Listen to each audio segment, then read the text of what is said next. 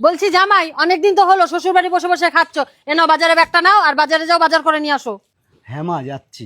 তা টাকা পয়সা আছে না দেবো? কম টাকায় আবার সস্তার পচা জিনিসটা তুলে নিয়ে এসো না। এই চলো বাড়ি চলো। মানে তুমি তো বললে কিছুদিন থাকবে এখানে। যেখানে আমার স্বামীর মান সম্মান নেই সেখানে আমি থাকতে চাই না। শোন মা, মায়ের থেকে আপন কেউ হয় না। আর এই যে তুই এত স্বামী স্বামী করছিস, আর এই ভিখিরিদের যত মাথায় তুলবি না তত পেয়ে বসবে, তাই নিজের হাতের মুঠোয় রাখ। ও আমাকে লাথি মারুক আর ঝাঁটাই মারুক সেটা আমি মেনে নেবো, কারণ ও আমার স্বামী, আমি ওকে পছন্দ করে বিয়ে করেছি। তোমরা আমার সাথে সারা জীবন থাকবে না মা, ও আমার সাথে সারা জীবন থাকবে। আর যে আমার সাথে সারা জীবন থাকবে তার যেখানে কোনো মান সম্মান নেই, কোনো সম্মান নেই, সেই বাড়িতে আমি থাকবো না। ও তো বসেই ছিল, তুমি ওকে ভালো মতন বলতে পারতে, যাও বাবা গিয়ে বাজারটা করে নিয়ে আসো। আর তুমি ওকে যেভাবে কথাটা বললা সেটাই ওকে অপমান করা হলো। আর ওর যেখানে অপমান হবে সেই বাড়িতে আমি থাকবো না। এই চলো চলো। একটা মেয়ের কাছে তার স্বামী হচ্ছে সব থেকে বড় সম্পদ।